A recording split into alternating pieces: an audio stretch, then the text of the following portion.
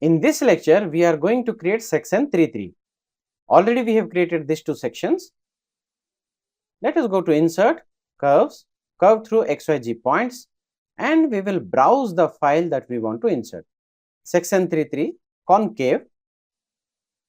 Click on OK. You can see the curve has been inserted.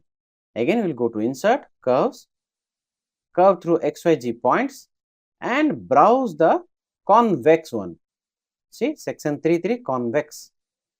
Click on OK. We have imported two curves. Now, let us hide these two curves sections that we have created earlier, so that we can work on only these two curves. So, like I have shown you in the last lectures, you have to go to Features and create a plane which contains this curve. Now, click on OK and we will go to Sketch, create a sketch on this plane. Let us hide this plane 3 and click on Convert Entities, this edge and this edge. Click on OK. Now, we will create a circle here and we will create another circle here. Now, let us create a tangential relation between these two and similar tangential relation between these two.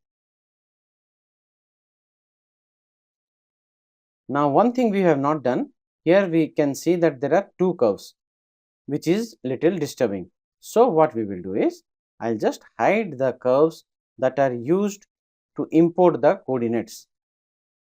You can see. Now, we will take these two curves,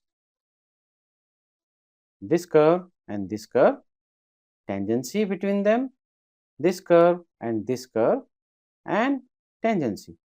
Click on OK. Now, let us give the dimensions.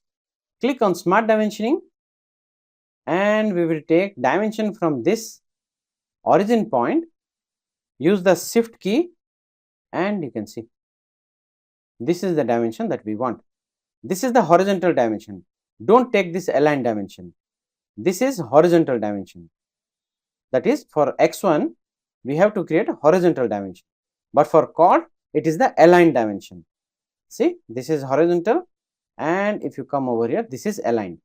We will take horizontal dimension and the value for this is, see, this is section 3-3, XLE is 14.975. Just copy this and we'll feed the value here and press on the enter key.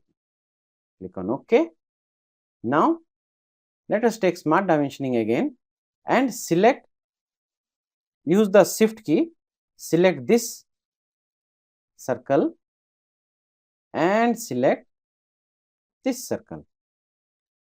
Now, from here to here we have to give align dimension, that is tangential dimension.